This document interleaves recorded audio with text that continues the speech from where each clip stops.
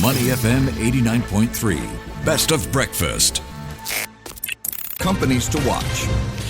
Welcome to Companies to Watch. First day of a brand new month. First Monday of the brand new month, I beg your pardon. And Dan Coe, as always, is in the hot seat. That's right. And hi, Emaad. This is a very unfamiliar face I'm seeing today. Unfamiliar. Interesting. Interesting. Okay. No, I'm kidding. All right. But yes, welcome to Companies to Watch. That's a segment where we spotlight and stock you up with ideas of listed companies that will call for your attention. So we're going to look at market trends and risks and some hidden gems or maybe warning signs for you to steer clear of.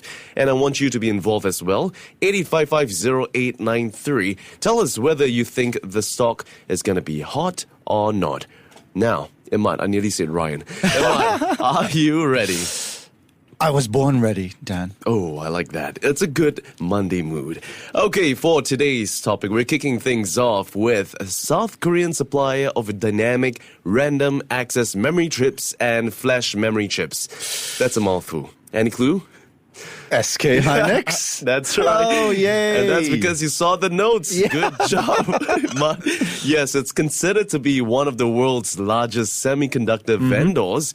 And did you know that it was actually founded as Hyundai Electronics back in 1983? No, interesting. And SK Hynix was integrated into the SK Group in 2012, following a series of mergers, acquisitions.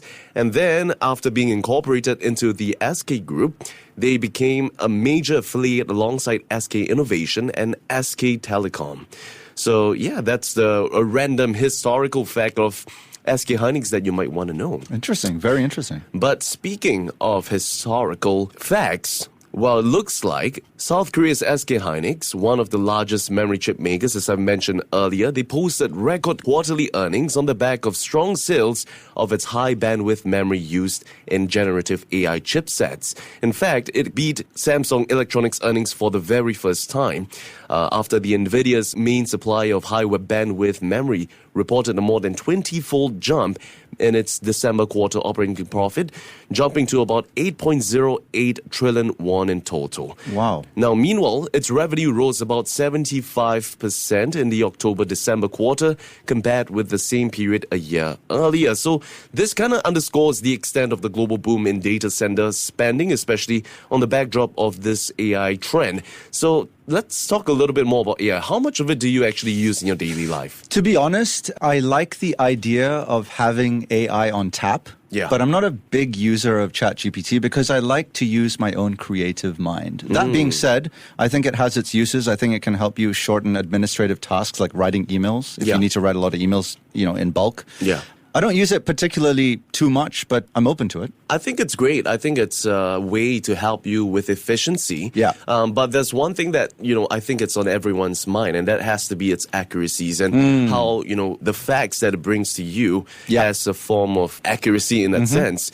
And on that note as well, SK Hynix, it doesn't seem like that's enough to please investors because the stock still slid more than 2% after the investors cashed out of a 30% share rally this year. Its shares sank 2.7% after CFO Kim Woo-hyun had warned that the outlook for memory demand in 2025 was clouded by inventory adjustments from PCs and smartphone manufacturers.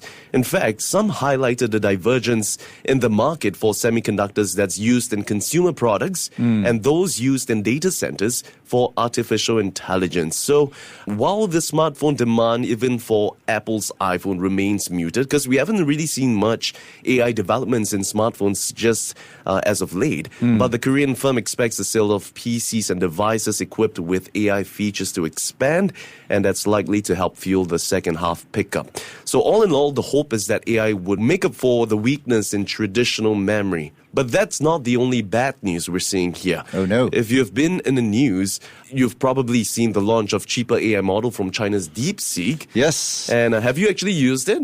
I have not. Have you? Not myself, actually. And I think we're one of the few who's missing out because DeepSeek, apparently it's topped the list of the most downloaded mobile app across 140 markets, with India accounting for the largest percentage of users. So that shows you how much of in demand DeepSeek's AI AI model is in the market as of now, and that requires considerably less bandwidth than those offered by the US GPU makers. So that's one to watch as well.